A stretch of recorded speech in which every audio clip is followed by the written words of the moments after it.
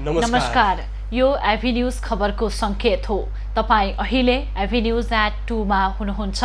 म प्रभा थापा। म विष्णु बसौला। प्रारम्भमा मूल खबर। नारायणी अस्पतालमा 12 की कोरोना संक्रमित गर्भवतीको मृत्यु। पर्साका 2, रूपन्देही, अर्घाखाँची र कास्कीमा एक जनाको ज्यान गयो।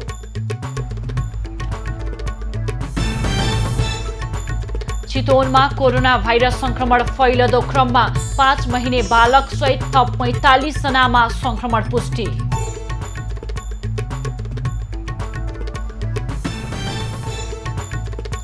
रौतहटमा हिरासतमा रहेका युवकको मृत्यु।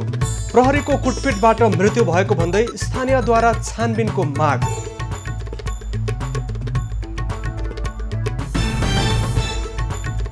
पुजारी हत्या र राष्ट्रिय झण्डा जलाउने कार्य योजनाबद्ध रहेको राप्रपा अध्यक्ष थापाको भनाई। हिन्दू धर्मावलम्बी सुरक्षित छैनन् भन्ने संकेत। कमजोर बनाउने कामहरु भए। र भारतमा कोरोना संक्रमितको संख्या 33 लाख नाग्यो। एकै दिन 75,000 बढी संक्रमित पुष्टि। 1017 जनाको मृत्यु। अब खबरको सिलसिला प्रारम्भ गरौं कोरोना संक्रमितको मृत्यु सम्बन्धी प्रसंगबाट। बाराकी कोरोना संक्रमित एक गर्भवती महिलाको आज बिहान नारायणी अस्पतालमा मृत्यु भएको छ। हर्दिया निवासी 23 वर्षीय महिलाको आज बिहान मृत्यु भएको हो। महिला 33 हप्ताकी गर्भवती थिइन्। ज्वरो र श्वास प्रश्वासको समस्या देखिएपछि उनलाई अस्पताल भर्ना गरिएको थियो। कोरोनाबाट नेपालमा गर्भवती महिलाको मृत्यु भएको यो पहिलो घटना हो। पर्सामा कोरोना भाइरसको संक्रमणका कारण थप 2 जना पुरुषको मृत्यु भएको छ।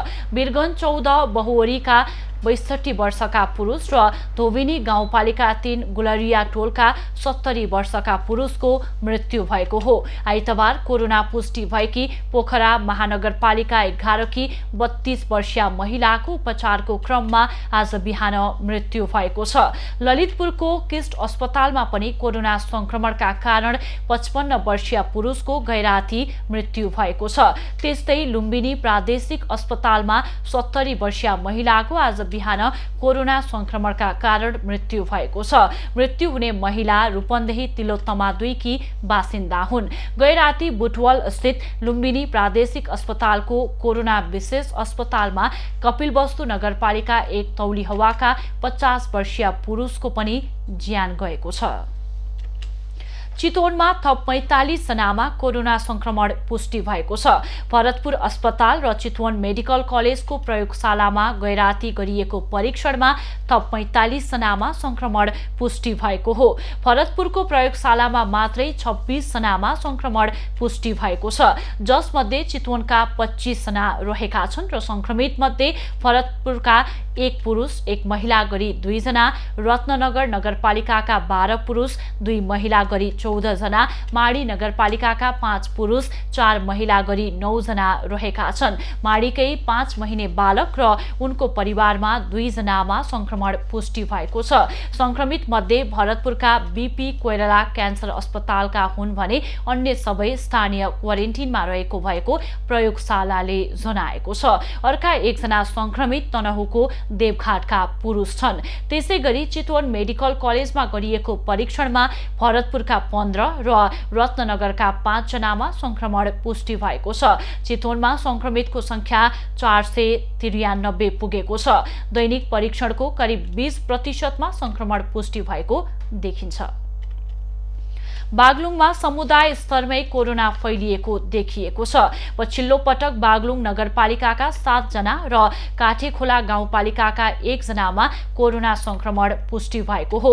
कतै भ्रमण नगरेका मानिसहरूमा संक्रमण देखिएपछि समुदायमा संक्रमण पुगेको देखिएको हो। बागलुङ नगरपालिका 3 हाडेपाखाको परिवारमा संक्रमण देखा परेपछि कन्ट्याक्ट ट्रेसिङमा परेका र बानपाकै गुठीमा लमजुङबाट आएका नेपाली सेना सेनाका जवानमा संक्रमण देखिएपछि ट्रेसिङमा परेकाहरूमा संक्रमण पुष्टि भएको हो। 1 वर्षकी बालिकादेखि 34 वर्ष उमेर समूहका मानिस समेत संक्रमित भएका छन्। बागलुङमा अहिलेसम्म 292 जनामा कोरोना संक्रमण पुष्टि भइसकेको छ। ती मध्ये 260 जना निको भएर घर फर्केका छन्। 31 जना आइसोलेसनमा उपचार गराइरहेका छन्। संक्रमण नियन्त्रण गर्न बागलुङमा भाद्र 15 गतेसम्मलाई निषेधाज्ञा जारी गरिएको छ। बुटवल स्थित इलाका प्रहरी कार्यालयको हिरासतमा रहेका 13 जना थुनुवामा कोरोना संक्रमण पुष्टि भएको छ। संक्रमण पुष्टि भएका मध्ये 4 जना छुटिसकेकाले उनीहरूलाई स्थानीय तहको समन्वयमा आइसोलेसनमा बस्न भनिएको छ। हिरासतमा रहेका 9 जनालाई भीम अस्पताल र फिफाको आइसोलेसनमा पठाइएको छ। संक्रमित पुष्टि भएका थुनुवासँग सम्पर्कमा रहेका प्रहरीलाई समेत क्वारेन्टिनमा राखिएको छ। उनीहरूको पनि स्वाब संकलन गरेर परीक्षणको तयारी गरिएको छ। पछिल्लो समय जिल्लामा सर्वसाधारण सरकारी कार्यालयका कर्मचारीका साथै सुरक्षाकर्मीमा समेत संक्रमण देखिएको छ। कोरोना संक्रमण नियन्त्रणका लागि जिल्ला प्रशासन कार्यालय रूपन्देहीले भदौ 14 गतेसम्म लकडाउन गरेकाले चहल पहल र मानिसको हिँडडुल भने घटेको छ। जिल्लामा अत्यावश्यक सेवा बाहेक अन्य सेवाहरू बन्द छन्। रूपन्देहीमा हालसम्म 782 जनामा कोरोना संक्रमण पुष्टि भएको छ।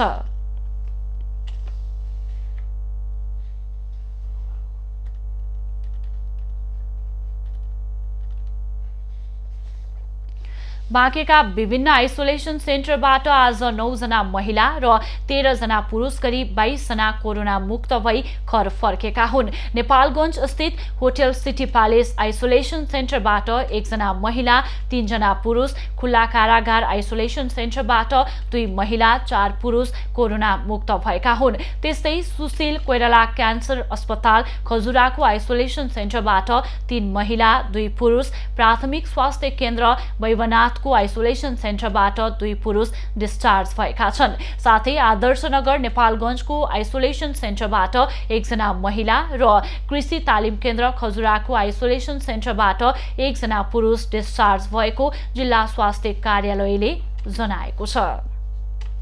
कोरोना संक्रमित बढेपछि काठमाडौँ उपत्यकामा लगाइएको निषेधाज्ञाका क्रममा बिहानको समयमा खुल्ला हुने पसल बजारमा सर्वसाधारणको भिड हुँदा संक्रमण बढ्ने खतरा देखिएको छ। उपत्यकाका 3 वटै प्रशासन कार्यालयले बिहान 9:15 बजेसम्म खाद्य पसल खोल्ने व्यवस्था गरेको छ। तर सो समयमा सर्वसाधारणहरूको बजारमा भिड देखिएको छ। विशेष गरी तरकारी बजारमा सर्वसाधारणको निकै भिड हुने गरेको छ भने भौतिक दूरी कायम नहुँदा संक्रमणको जोखिम बढेको हो। बिहानको समयमा खाद्य पसलका साथै तरकारी फलफूल लगायतका पसलहरू खुल्ने गरेका छन्। त्यस्तै सडक छेउमा पनि तरकारी राखेर बिक्री वितरण भइरहेको छ। अत्यावश्यक वस्तु र सेवा मध्ये औषधि, पानी र स्वास्थ्य सामग्री बिक्री वितरण गर्ने पसल व्यवसाय जुनसुकै समयमा पनि निर्बाध खुला राख्न सकिने व्यवस्था प्रशासन कार्यालयले गरे पनि खाद्य वस्तु, दूध, फलफूल, तरकारी, माछा मासु आदि बिक्री वितरण गर्ने पसलहरू बिहान 9:15 बजेसम्म खोल्न सकिने व्यवस्था गरिएको छ। औषधि व्यवस्था विभागले अहिले देशभरि नै अत्यावश्यकीय औषधिहरूको अभाव नरहेको जनाएको छ। तेस्रो मुलुकबाट आयात गर्नुपर्ने केही औषधिहरू समयमा ढुवानी हुन नसक्दा समस्या देखिए पनि अत्यावश्यक औषधिको अभाव नरहेको विभागको भनाइ छ।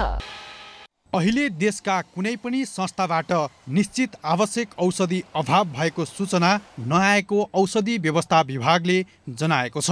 नेपालमा नबन्ने तर बाहिरबाट ल्याउनु पर्ने औषधिहरू आउने क्रममा केही ढिला हुँदा समस्या देखिए पनि अभावको अवस्था भने नभएको विभागको भनाइ छ।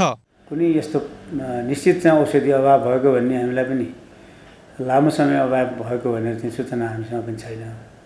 तर कुनै कुनै औषधिहरू निश्चित क्षेत्रमा अभाव भयो भन्ने चाहिँ नि साथीहरूको रिपोर्टिङ भइरहेको र त्यसलाई हामीले चाहिँ व्यवस्थापकीय अफसरहरू चाहिँ नि मार्फत हामीले चाहिँ त्यसलाई पूर्ति गरिरहेको। चिकित्सकहरूको सल्लाह बिना अनावश्यक रूपमा औषधि सेवन गर्नेहरूको संख्या बढेको प्रति भने विभागले चिन्ता व्यक्त गरेको छ। विभागले औषधि सेवनले सधैँ स्वास्थ्यलाई फाइदा नपुग्ने भन्दै अनावश्यक रूपमा औषधि सेवन नगर्न आग्रह पनि गरेको छ। बिरामीले औषधिको अपेक्षा राख्नु सामान्य भए पनि धेरै औषधि लिएर सेवन गर्ने कुरालाई निराकरण गर्नतिर लाग्न विभागले सबैलाई आग्रह पनि गरेको छ। आवश्यकताभन्दा बढी औषधि दिएर खालि यो आफ्नो चाहिँ एउटा व्यापारिक चाहिँ फाइदाको स्वार्थमा यो गर्न हुने वस्तु होइन र यो सेवन गरियो, धेरै सेवन गरियो, अनावश्यक रूपमा सेवन गरियो भने यसले शरीरलाई हानि पुर्याउँछ। कतिपय अवस्थामा जानलेवा पनि हुनसक्छ, ज्यानै चाहिँ जान पनि सक्छ, अङ्गभङ्ग पनि हुनसक्छ। त्यसैले औषधि जस्तो चिजलाई अनावश्यक रूपमा लिने सेवन गर्ने गर्नु हुँदैन। महानिर्देशक ढकालले कोरोना भाइरस विरुद्ध नेपालमा कनभ्यालेन्स प्लाज्माको अनुमति दिएको बताए। आवश्यक प्रयोजनका लागि विश्वका विभिन्न मुलुकले समेत सो औषधिलाई अनुमति दिएको उल्लेख गर्दै उनले रगतको प्लाज्मा निकालेर गम्भीर अवस्थाका बिरामीलाई दिने प्लाज्मा थेरापी विधिको प्रयोग भइरहेको बताए।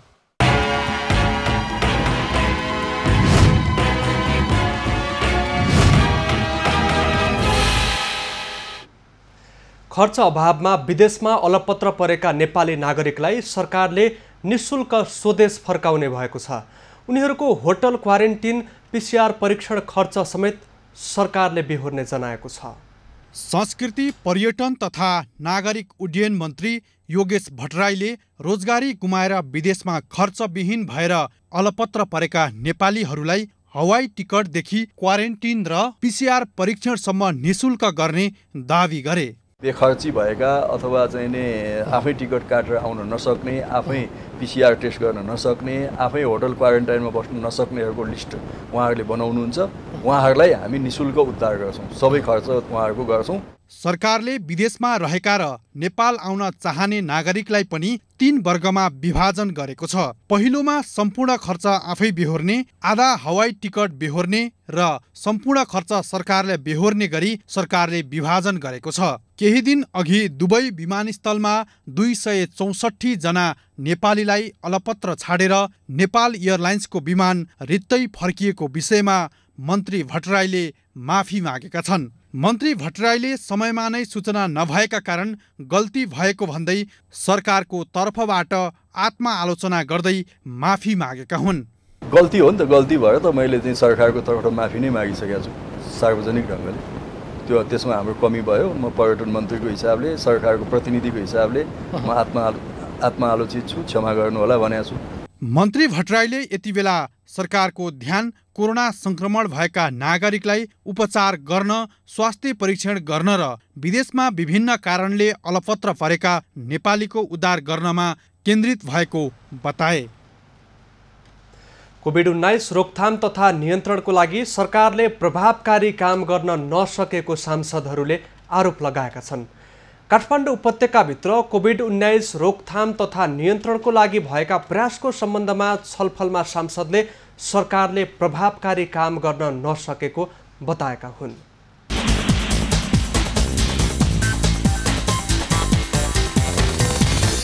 अब नगरपालिकाले 200 वटा भेन्टिलेटर किन्नु सक्छ र नगरपालिकाले विभिन्न हस्पिटल्सहरूमा दिन्छ। जहाँ रिसोर्सेसहरू छ, रिसोर्सेसहरू भएको, बजेटहरू भएको ठाउँहरूमा जहाँ युटिलाइज भएको छैन त्यो दिनु सक्छ।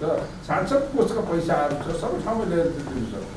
त्यसपछि यो चिज छ भेन्टिलेटरको कुराहरू। मैले यसको निम्ति चाहिँ सबैजना लागेर चाहिँ भेन्टिलेटरको कुरा गर्नु सक्छ। आइसोलेसन चाहिँ नि अब गभर्मेन्टले नै तयार गर्नुपर्छ भन्ने कुरामा नै हामीले चाहिँ नि जोड गरेका छौँ। अब अर्को अहिले डिफेक्ट भनेको एउटा हाम्रो कहाँनिर भन्दाखेरि यो कन्ट्राक्ट ट्रेसिङ गर्ने, टेस्ट रिपोर्ट हप्ता दिनसम्म नआउने, अनि त्यो पोजिटिभ भएको मान्छे घुमै गरेर एकतिरबाट हामी ट्रेसिङ गरेर आएको छौँ, कन्ट्रोलको लागि टेस्टिङ गरेर आएको छौँ, त्यसलाई ठ्याक्क चाहिँ नि आइसोलेट गरिदिन पाएको त्यो चाहिँ नि डिस्कनेक्ट भयो, त्यसले अरूलाई चाहिँ नि ट्रान्सफर गर्न सक्दैन। तर रिपोर्टै हप्ता दिनसम्म नआइसके पश्चात त्यो मान्छे त कहाँ घुम्ने भयो, कहाँ घुम्ने भयो होइन। यो एउटा चाहिँ नि डिफेक्ट छ, त्यो पनि हामीले हिजो भनेका छौँ। यसलाई चाहिँ नि यथाशीघ्र रिपोर्ट दिने व्यवस्था चाहिँ नि गर्नुपर्छ। त्यसो बराबर यहाँ यो कसैले पनि मैले खर्च गर्दाखेरि अख्तियार हाल्नु पर्ला भनेर डरले काम गरिन भन्ने कुरा आइदारुले ऐनै पढेन। अरूले चाहिँ तर्किन खोज्यो या जानकारी भएन। यी तिनटै जानकारी नभएको पनि हुनसक्छ र अर्को कुरा तर्किएको पनि हुनसक्छ। त्यसो भएर यो कुराको सहजीकरण हामीले गर्न सक्छौँ कि जस्तो लाग्छ। हामी अहिले स्वास्थ्यको मात्र कुरा गरिरहेका छौँ, स्वास्थ्यसँग सुरक्षाको यहाँ चाहिँ ग्यारेन्टीको कुरा आइयो चाहिएको छ।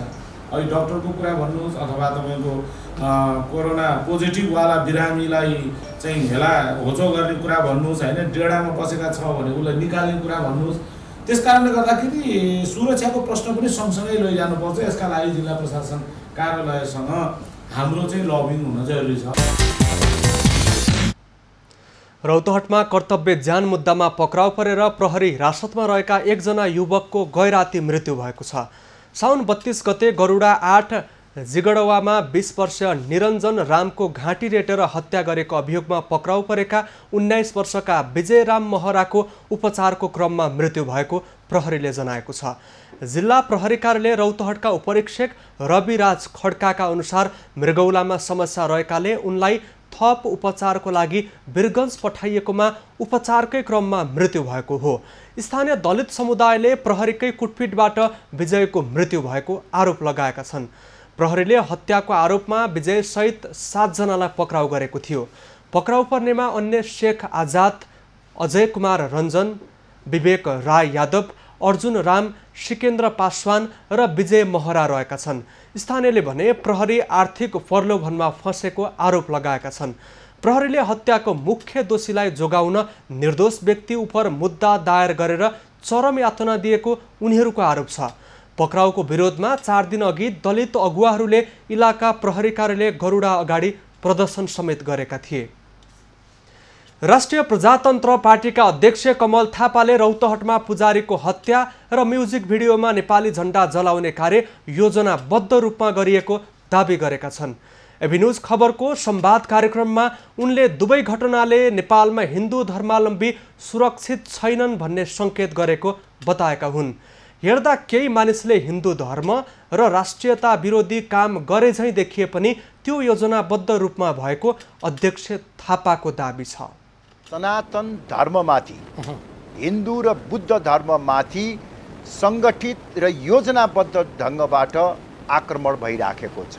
केही सीमित वर्गको स्वार्थ परिपूर्तिको निमित्त बाह्य शक्तिको दबाव र प्रभावमा यो बहुसङ्ख्यक जनताको पहिचानलाई कमजोर बनाउने कामहरू भयो। यो केवल अहिले एउटा पुजारीको हत्याको मात्र प्रसङ्ग होइन, योजनाबद्ध र सङ्गठित रूपमा भइरहेको धर्म परिवर्तनको कुरा होस्। दुवै घटनाको निष्पक्ष छानबिन गरी दोषीमाथि कारवाहीको माग समेत थापाले गरेका छन्। पुजारी हत्याको घटना छानबिन तथा दोषीलाई कारवाहीको सट्टा विरोध प्रदर्शनमै रोक लगाउने सरकारको कार्य आपत्तिजनक भएको उनको भनाइ छ। ज्ञापन पत्र बुझाउने काम गरे, विरोध प्रदर्शन गरे, अनि त्यसपछि के अरे यो हिन्दू राष्ट्रको माग गरे। त्यसकारणले यस्ता किसिमका अवाञ्छित गतिविधिहरू हुन नदिनु र त्यसलाई चाहिँ रोक्नु भनेर चाहिँ जुन किसिमबाट सरकारले चाहिँ निर्देशन दिएको छ, यो सरकारको अकर्मण्यता गैर जिम्मेवारीको हो र सनातन धर्मप्रतिको सरकारको उपेक्षा भावको परिणाम हो भन्ने मलाई लाग्छ। सरकारको समर्थनमा जुलुस गर्दा साथ दिने तर बहुसङ्ख्यक सनातन हिन्दू धर्मावलम्बी माथि भएको आक्रमणको विरोधमा रोक लगाएर आफ्नो चरित्र छर्लङ्ग बनाएको पनि उनले बताएका छन्। राम जन्मभूमिको विषयमा प्रधानमन्त्री केपी ओलीले अस्पष्ट प्रमाणिक कुरा गरेको र पार्टीभित्रको विवाद व्यवस्थापनको लागि मात्रै अघि सरेको उनको भनाइ छ। गुमेको भूमि फिर्ताको लागि नक्सा सार्वजनिक भए पनि त्यो फिर्ता ल्याउन सरकारले सार्थक कूटनैतिक पहल गर्न नसकेको उनले बताए। अध्यक्ष थापाले नेपाली कांग्रेस हिन्दू धर्मको एजेन्डामा आए आफ्नो पार्टी सहकार्यको लागि तयार भएको बताए। पार्टीभित्र नयाँ पुस्तालाई नेतृत्व हस्तान्तरण गर्न आफू सकारात्मक भएको थापाको भनाइ छ। झापा गाउँपालिकामा बुधबार साँझ गोली लागेर घाइते भएका स्थानीय रसिक आलमको उपचारका क्रममा मृत्यु भएको छ। पेटमा गोली लागेका आलमलाई उपचारको लागि बिर्तामोडको B&C अस्पताल भर्ना गरिएको थियो। चिन्ताजनक अवस्थामा भर्ना गरिएका आलमको उपचारका क्रममा मृत्यु भएको प्रहरीले जनाएको छ। स्थानीयले गोरु काटेको विषयमा विवाद भएपछि झापा गाउँपालिका 3 कामाटोली पुगेको सशस्त्र प्रहरीले गोली चलाउँदा आलम घाइते भएका थिए। गोरु काटेको न्युमा प्रहरीले दिउँसो 2 जनालाई पक्राउ गरेको थियो। उनीहरूलाई जिल्ला प्रहरी कार्यालय लैजान खोजिएपछि स्थानीयवासी आक्रमणमा उत्रिएको झापा गाउँपालिकाका प्रमुख जयनारायण शाहले बताए। कामाटोली बजारमा गोरु काट्दै गरेको अवस्थामा 2 जना पक्राउ परेका थिए। पक्राउ पर्नेमा झापा गाउँपालिका 3 का अब्दुल आलम र ताजमल हक रहेका छन्। दिउँसो ताजमल हकको घरमा गोरु काट्दै गरेको अवस्थामा इलाका प्रहरी कार्यालय कुमर खोद र सशस्त्र प्रहरी बेस क्याम्प टाघन डुब्बाबाट गएको संयुक्त टोलीले मासुसहित ती दुवैलाई पक्राउ गरेको थियो। गोरु काट्नेहरूलाई लैजान खोज्दा स्थानीयले विरोध गरेपछि प्रहरीले बल प्रयोग गरेको जिल्ला प्रहरी कार्यालयका प्रवक्ता प्रहरी नायब उपरीक्षक राकेश थापाले जानकारी दिए। उनले त्यस क्रममा केही हवाई फायर भएको जानकारी गराएका छन्। आक्रोशित भिडले अहिले पनि कामाटोली बजारमा टायर बालेर विरोध प्रदर्शन गरिरहेको छ। सभामुख अग्निप्रसाद सापकोटाले सिन्धुपाल्चोकको जुगलेक लिदी पहिरोका पीडितलाई भेट गरेका छन्। पहिरोबाट विस्थापित भएर स्थानान्तरण भएको जुगल एकै बास खर्कमा नै पुगेर सभामुख सापकोटाले भेट गरेका हुन्। पहिरो पीडितलाई उनले विस्थापितको स्थायी व्यवस्थापनको लागि पहल गरिदिने आश्वासन दिएका छन्। लिदीमा पहिरोका कारण विस्थापित भएका मध्ये 90 परिवारको लागि अहिले बास खर्कमा अस्थायी आवास निर्माण गरिएको छ। पूर्ण विस्थापित भएका 29 परिवार बास खर्कमा आइसकेका छन् भने अन्य केही परिवार पनि बास खर्कमा आएका छन्। भेटमा सभामुख सापकोटाले विभिन्न निकायबाट प्राप्त राहत सामग्री समेत वितरण गरेका थिए। वैकल्पिक ऊर्जा प्रवर्धन केन्द्रले विस्थापितलाई उपलब्ध गराएको 100 थान घरासे सोलर सहित अन्य निकायले दिएको भाँडाकुँडा सेट, कम्बल, लत्ता कपडा, खाद्यान्न लगायतका सामग्री पहिरो प्रभावितलाई उपलब्ध गराइएको हो। खबरको सिलसिला अझै जारी छ, हामीसँगै रहनुहोला। बाँकी खबर। रगतको अभाव बढ्दै गएपछि चितवनमा युवा उद्यमीहरूले रक्तदान कार्यक्रम आयोजना गरेका छन्। कोरोना भाइरसका कारण बिरामीले रगत पाउन छाडेपछि युवा उद्यमी मञ्च चितवनको अगुवाईमा विभिन्न स्थानमा रक्तदान कार्यक्रम भएको हो। रगत अभावमा सुत्केरी, गम्भीर प्रकृतिका बिरामी र दुर्घटनाका घाइतेले नै उपचार नपाउने अवस्था आएपछि कार्यक्रम गर्ने सोच बनाएको मञ्चले जनाएको छ। निषेधाज्ञा जारी भएपछि ब्लड डोनेसनहरू कहीँ पनि भएको छैन अहिले चितवनमा होइन। अनि पहिला संस्थाको वार्षिक उत्सवमा धेरै कार्यक्रमहरू हुने गर्थ्यो, योगदान कार्यक्रम। अहिले नभएको अवस्थामा चाहिँ यहाँ चाहिँ चितवनमा ब्लडको एकदम अभाव देखियो। जुन सुत्केरीहरूलाई, क्यान्सरको पेसेन्ट्सहरूलाई एकदम अभाव देखेपछि अनि हामीले नि अब यो अभावलाई चाहिँ परिपूर्ति गर्नलाई हामीले अब यो मोबाइल ब्लड डोनेसन क्याम्पेन आयोजना गरेको हो। विगत 4 दिनदेखि चितवन र नवलपुरका विभिन्न स्थानमा रक्तदान आयोजना गरिरहेको छ। रक्तदान कार्यक्रम अझै केही दिन चल्ने आयोजकले बताएका छन्। रक्तदाता पनि यस्तो विषम परिस्थितिमा रक्तदान गर्न पाउँदा उत्साहित भएका छन्। अरू अन्य क्यान्सरका बिरामीहरू हुनुहुन्छ हैन, उहाँहरूलाई ब्लडको कमीले गर्दा प्रब्लम भइरहेछ। दैनिक 2 स्थानमा रक्तदान कार्यक्रम भइरहेको छ। हालसम्म 11 स्थानमा रक्तदान सम्पन्न भइसकेको छ। बढी भिडभाड नहोस् भनी सबै स्वास्थ्य सुरक्षा पालना गरी प्रत्येक ठाउँमा 15 जना मात्रै रक्तदाता रहने व्यवस्था मिलाइएको छ। हालसम्म चितवनका चनौली, केशरबाग, कमलपोखरी, धर्मचोक, शहीद चोक, मिलन रोड र नवलपुरको गैराकोटमा रक्तदान कार्यक्रम भइसकेका छन्। पर्वत जिल्लाको जलजला गाउँपालिकाले नगर प्रहरी भर्नाका लागि आवेदन खुला गरेको छ। आन्तरिक शान्ति सुरक्षाका लागि जिल्लाका 7 स्थानीय तहमध्ये जलजलाले पहिलो पटक नगर प्रहरी राख्न लागेको हो। स्थानीय सरकार सञ्चालन ऐन अनुसार नै प्रहरी भर्ना गर्न लागि गाउँपालिकाले जानकारी दिएको छ। हाललाई नगर प्रहरी प्रमुख 1 जना, नगर प्रहरी हवलदार छोरा 1 जना र जवान छोरा 1 जना गरी 3 जनालाई करारमा लिने गरी विज्ञापन गरिएको। यसको उद्देश्य संविधानले प्रदान गरेको अधिकारको मुजिब स्थानीय सरकार सञ्चालन ऐनमा नगर प्रहरीले गर्नुपर्ने कामहरू स्पष्ट पारेको छ। त्यसैलाई कार्यान्वयन गराउनको लागि नगर प्रहरीको आवश्यकता देखेर जलजला गाउँपालिकाले पनि नगर प्रहरी राख्ने प्रक्रिया अगाडि बढाएको हो। पहिलो पटक प्रहरी प्रमुख सहित 3 पदका लागि आवेदन खुला गरिएको हो। प्रमुखसँगै 1 जना हवलदार र 1 प्रहरी जवान माग गरिएको छ। नगर प्रहरीलाई गाउँपालिकाको सम्पत्ति सुरक्षा, बजार व्यवस्थापन, छाडा चौपाया नियन्त्रणमा लगाउने योजना छ। महोत्तरीमा कोरोना भाइरस रोकथामका लागि खर्च गरिएको हिसाब देखाउन स्थानीय तहले आनाकानी गरेका छन्। हिसाब माग हुन थालेपछि स्थानीय तहका पदाधिकारी कार्यालय नै आउन छाडेका छन्।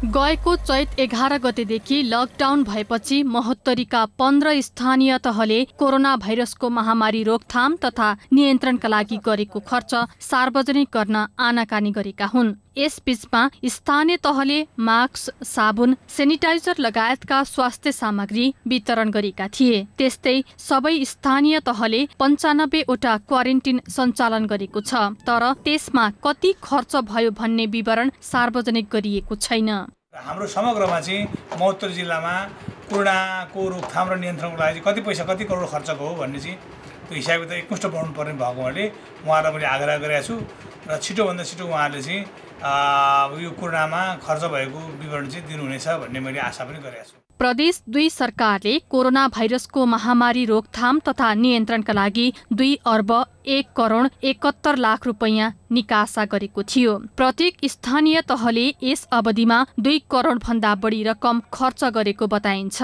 स्थानीय गाउँपालिकाले 5 रुपैयाँ पर्ने मास्क 50 रुपैयाँसम्ममा खरिद गरेको स्थानीयवासीको आरोप छ। आर्थिक वर्ष सम्पन्न भए पनि स्थानीय सरकारले गरेको खर्चको विवरण सार्वजनिक नहुँदा जनप्रतिनिधिले जथाभावी खर्च गरेको भन्ने स्थानीयको आरोपलाई मलजल पुगेको छ।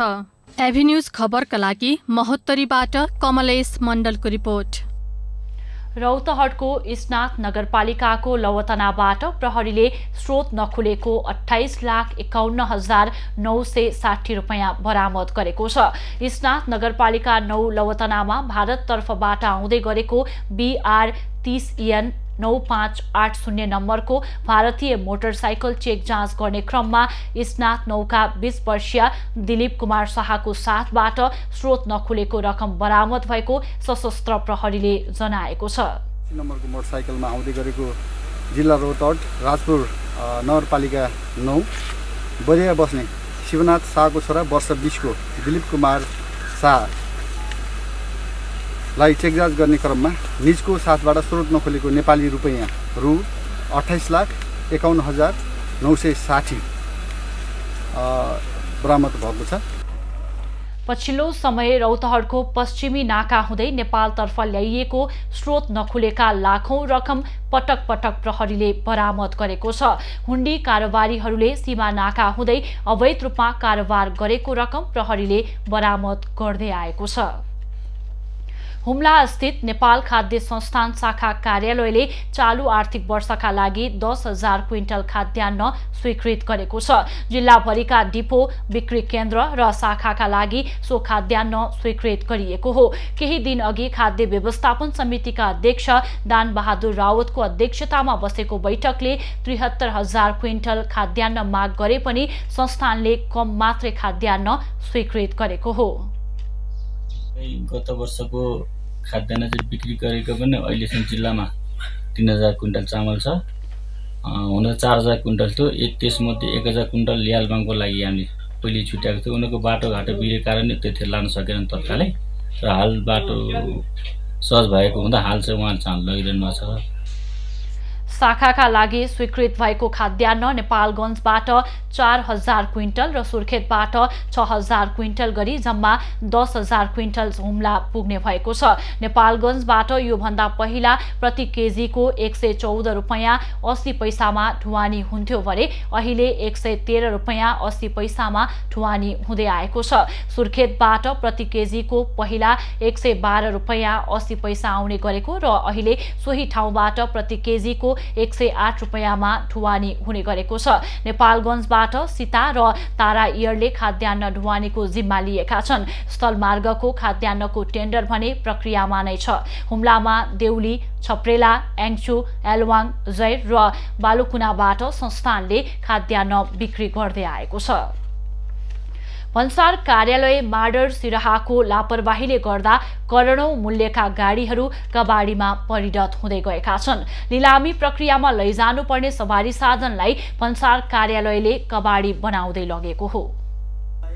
सिराहा स्थित माडर भन्सार कार्यालयको परिसरको ग्यारेजमा जस्तै पुराना सवारी साधन पनि थन्किएका छन्। समयमा लिलामी गरे ठूलो रकम राजस्व संकलन हुने भए पनि वर्षौंदेखि खुला आकाशमुनि थन्किएका 4 पाङ्ग्रे र 2 पाङ्ग्रे सवारी साधन कवाडीमा परिणत भएका छन्।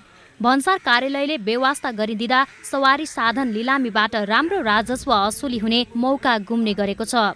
पत्र पनि पठाउनु भएको छैन र पण्डितजी समेत हाम्रो प्राइभेट सहायक हाम्रो हैन उहाँ पनि जानुभएको छ। म 6 पटक म गएँ, अहिलेसम्म यो यति दिनमा गर्नुपर्छ, कसरी गर्नुपर्छ, के गर्नुपर्छ कुनै किसिमको उहाँको छैन। अहिले पनि ताकात गरेर पत्र पठाउनु भएको छैन। म समझ त्यो निकायको मान्छे होइन, म उहाँलाई यहाँबाट गएर सहयोग गरिदिने मान्छे मात्रै हो। भन्सार कार्यालयले लिलामी प्रक्रियालाई बेवास्ता गर्दा दिनानुदिन राम्रा पार्ट्स पनि खराब हुँदै जाने गरेका छन्। भन्सार कार्यालयले भने प्राविधिक नहुँदा लिलामी प्रक्रिया ढिलाइ भएको जनाएको छ। यसलाई मूल्याङ्कन प्रक्रियामा लाना समस्या भएको कुरा, यसलाई मूल्याङ्कन टुङ्ग्याउन नसकेको कारणले गर्दाखेरि चाहिँ हामीले सूचना निकाल्न सकेको छैन र यी सवारी साधनहरू लिलाम हुन नसकेका हुन्। यातायात कार्यालयले प्राविधिक नपठाएका कारण लिलामी गर्न नसकेको जवाफ भने विश्वसनीय छैन। यातायात व्यवस्था कार्यालय लहानले भन्सार कार्यालयको भनाइको खण्डन गरेको छ। आर्थिक वर्ष 2076-77 मा 2 पटक कार्यालयका प्राविधिकले भन्सार कार्यालय पुगेर सवारीको मूल्याङ्कन गरिदिए पनि लिलामी सुरु नभएको दाबी यातायातको छ। अरूले त धेरै नै समस्या गरेको छ सर, के भन्नु अब हाम्रो स्थानीय सरकार नै त्यस्तै भएपछि के भन्नु। यातायात कार्यालयले नै गरेको मूल्याङ्कनको आधारमा सप्तरीको भन्सारमा रहेका गाडीहरू लिलामी भइसकेका छन्, तर सिराहामा प्रक्रिया नै अगाडि बढेको छैन। समयमा लिलामी प्रक्रिया अघि नबढाउँदा भन्सार कार्यालय र प्रहरीले भन्सार छलेर ल्याउने क्रममा कारबाही गरी नियन्त्रणमा लिएको चालु अवस्थाका सवारी साधन वर्षौंसम्म भन्सारमा थन्किएपछि कवाडीमा परिणत हुँदै गएका छन्। शुभ नारायण कामती, सिराहा। कञ्चनपुरको भीमदत्त नगरपालिकामा पहिलो पटक वायु गुणस्तर मापन केन्द्र स्थापना गरिएको छ। सङ्घ सरकारको पहलमा नगरपालिकामा वायु मापन केन्द्र स्थापना गरिएको हो।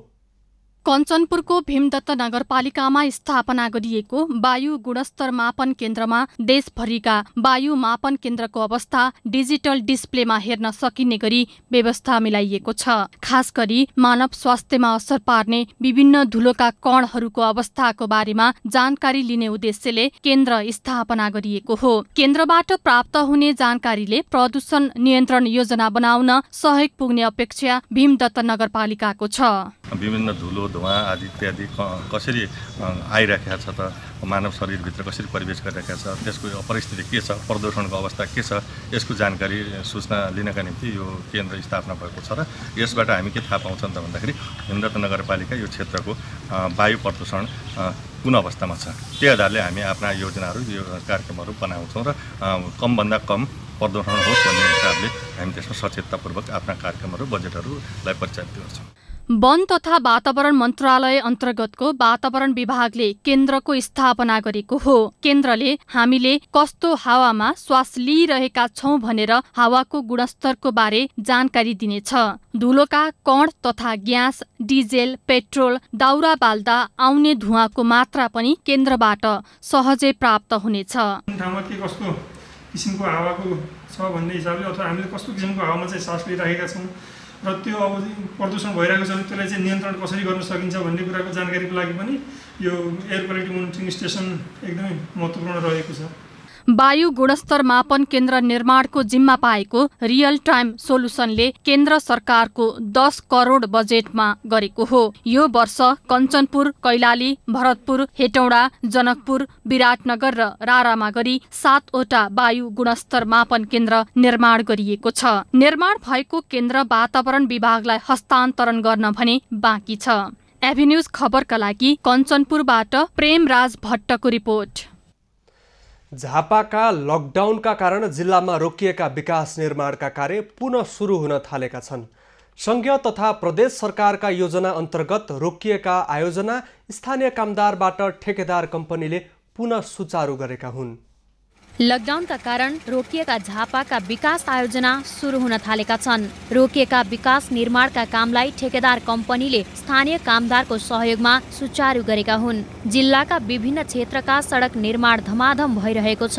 कन्काई नगरपालिका 7 स्थित भ्रिकुटी मार्ग सडक वैशाख महिनामै सम्पन्न गर्नुपर्ने सम्झौता थियो, तर सकिएन। अहिले यो सडकको कालोपत्रे काम धमाधम भइरहेको छ। 2,62,31,000मा ठेक्का सम्झौता भएको 2,700 मिटरको यो सडक लकडाउनका कारण समयमै गर्न नसकिएको ठेकेदार कम्पनीको भनाइ छ। र यो मैले चाहिँ वैशाख मसान्तमा काम सक्नुपर्ने थियो, तर लकडाउनको कारणले निर्माण सामग्रीको अभावको कारणले मैले काम सुरु गर्न सकिनँ। यो चाहिँ यसमा लागेका निर्माण सामग्रीहरू चाहिँ टोटल मैले मोरङ जिल्लाबाट लिएर प्रयोग गरिरहेको छु। लकडाउनले निर्माण कार्य ठप्प भएपछि झापा सहित इलाम जिल्लाका विकास निर्माणका काम प्रभावित भएको पूर्वाधार विकास कार्यालय झापाले जनाएको छ। विशेष गरी प्रभावित भएका यस्ता अन्य सडक, मोटरेबल पुल, कालोपत्रे सडक, झोलुङ्गे पुल लगायतका भौतिक संरचना निर्माण कार्य सुचारू गरिएको कार्यालयले जनाएको छ। जम्मा हाम्रो कार्यक्षेत्र भनेको झापा र इलाम हो। त्यसमा चाहिँ सालबसाली योजनाहरू चाहिँ हाम्रो लगभग 36वटा थियो।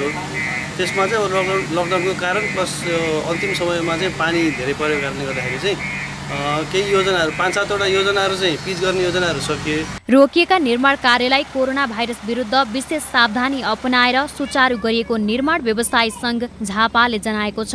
सङ्घले स्थानीय कामदारको सहयोगमा जिल्लाभित्र सडक, ग्राभेल, कालोपत्रे र नाली निर्माणका काम भइरहेको जनाएको छ। झापा निर्माण व्यवसायीहरूले काम जे जस्तो अवस्थामा पनि कोभिड-19 को यस्तो महामारीको अवस्थामा पनि जो काम गर्न सक्ने व्यवसायीहरूले आफ्नो काम स्थानीय मजदुर लगाएर काम गरिरहेको अवस्था छ। यता स्थानीय तहमा लकडाउनका कारण रोकिएका पुल, कलभट, ढल, नदी नियन्त्रण, भवन, बजारका टहरा र सडक कालोपत्रे योजनाहरू अघि बढाइएको जनप्रतिनिधिको भनाइ छ। कन्काई, बिर्ता, अर्जुन चाहिँ नवीकरणीय ऊर्जाले बायोग्यास प्लान्ट बनाइरहेको थियो।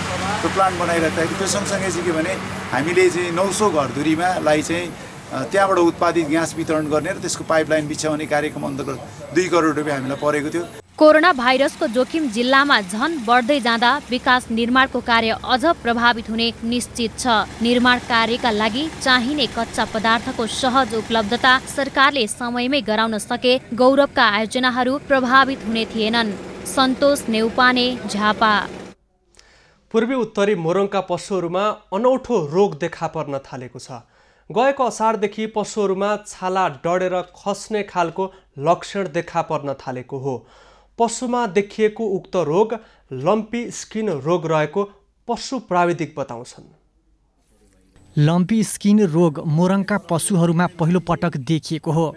सानो घाउ आउने र उक्त घाउ फुटेपछि शरीरभरिको छाला झर्ने गरेको छ। यस्ता खालको रोग विशेष गरी गाई र बाछीहरूमा मात्र देखिने गरेको किसानहरू बताउँछन्।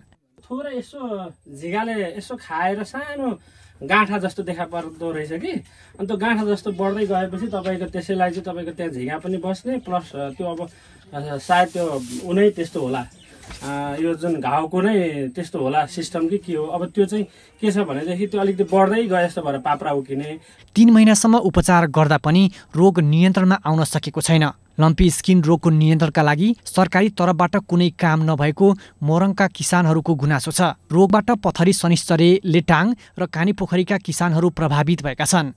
स्थानीय पशु स्वास्थ्य प्राविधिकहरूले रोग फैलिन नदिन एन्टिबायोटिक्स र छालाका रोगमा प्रयोग गरिने औषधि प्रयोग गर्दै आएका छन्।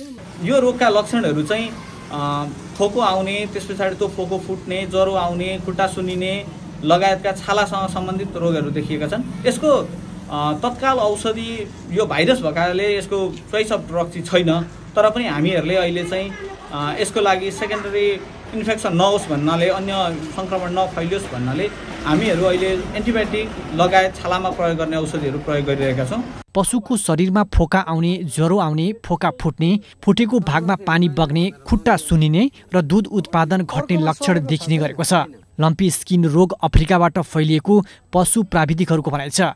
यो रोग 2019 को मध्यतिर भारत र बङ्गलादेशमा देखिएको थियो भने नेपालमा असारको मध्यतिर देखिएको हो। गोपाल काफ्ले, मोरङ। डोटी जिल्लामा पछिल्लो समय भैँसी पालन व्यवसाय सङ्कटमा परेको छ। भैँसी पालक कृषकको सङ्ख्या घट्दै गएपछि भैँसी पालनप्रति स्थानीयको आकर्षण कम हुँदै गएको हो।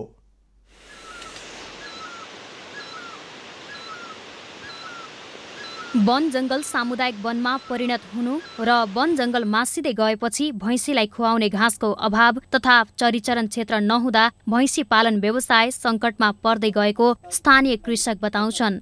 अब त्यो समितिमा गयो, अब चराउन भयो, घाँसपात काट्नलाई अलि असुविधा भयो, त्यसैले गर्दा अलि गर्न लाग्यो।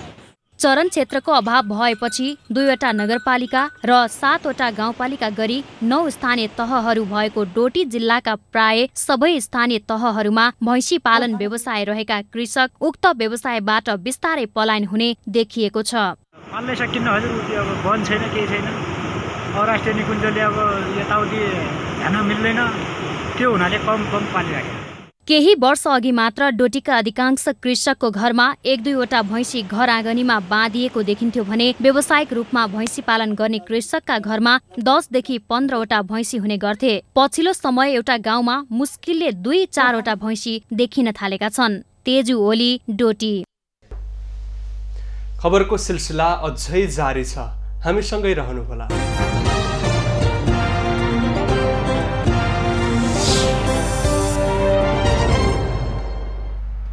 हाल देशभर सामान्य बदली रही केही स्थानमा हल्कादेखि मध्यम वर्षा भइरहेको छ।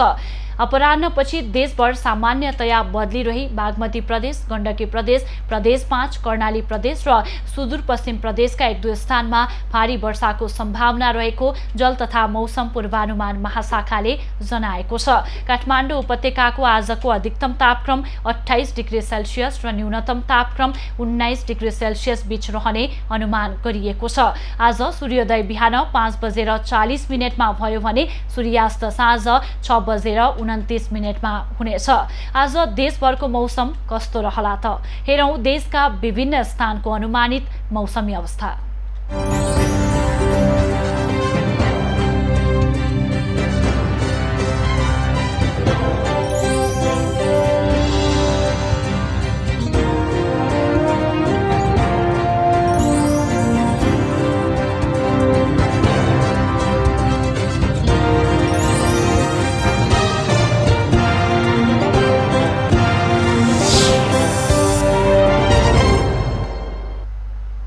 अहिलेलाई खबरको क्रम यति नै। आइभी न्यूज खबरका यी सहित अन्य विस्तृत खबरका लागि www.ivnews.tv लगअन गर्न सक्नुहुनेछ। युट्युब, फेसबुक र ट्विटरमा पनि हामीलाई फलो गर्न सकिनेछ। खबर भित्रको खबरका लागि हेर्दै रहनुहोला आइभी न्यूज खबर। नमस्कार।